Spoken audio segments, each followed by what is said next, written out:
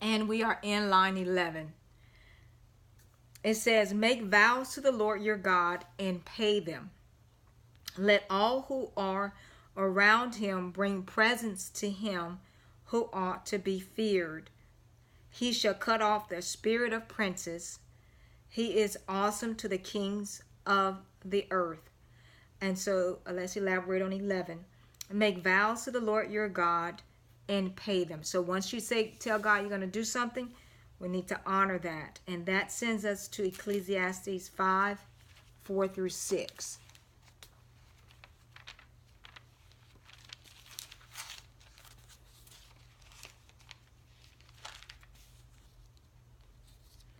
That says, when you make a vow to God, do not delay to pay it, for he has no pleasure in fools.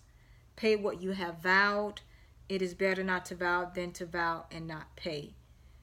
Do not let your mouth cause your flesh to sin, nor say before the messenger of God that it was an error. Why should God be angry at your excuse and destroy the work of your hands? Okay, so God is going to get us back when we don't do what we say we're going to do for him.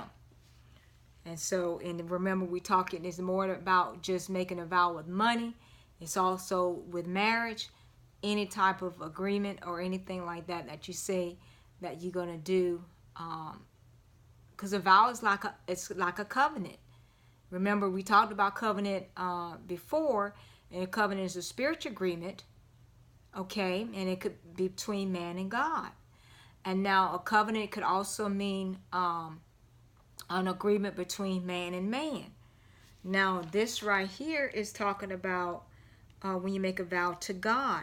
So that means when you make that covenant with God, do not delay to pay it.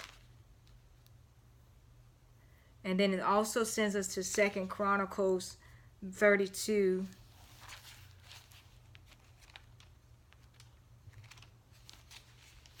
22 and 23. 2 Chronicles 32, 22, 23.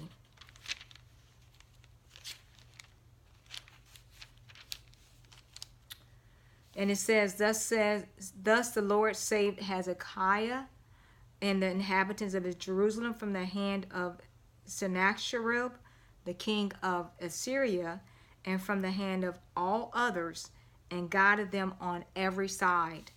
And many brought gifts to the Lord at Jerusalem, and presents to Hezekiah, king of Judah, so that he was exalted in the sight of all the nations thereafter. And so they brought presents or precious things to Hezekiah.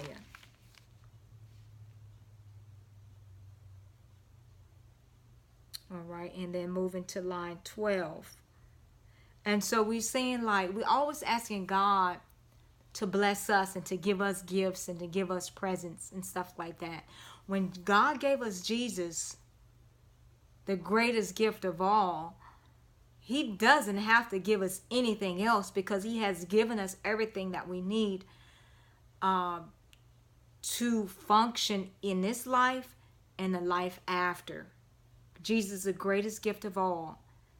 And so, and being that, we're, it's not for us to be able to keep asking God for things, but what are we going to bring to God? What kind of gifts are we going to present to him? And so it says, let all who around him bring presents to him who ought to be feared. 12, he shall cut off the spirit of princes. He is awesome to the kings of the earth. And so that sends us to Psalm 68, 35. That says, O God, you are more awesome than your holy places.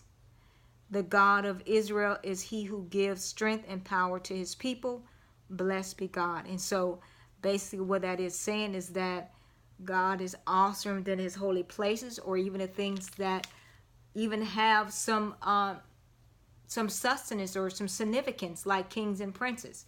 So God is above all of that, because the glorious might of God. God is a mighty God, omnipotent God. He is the only God, the one true God.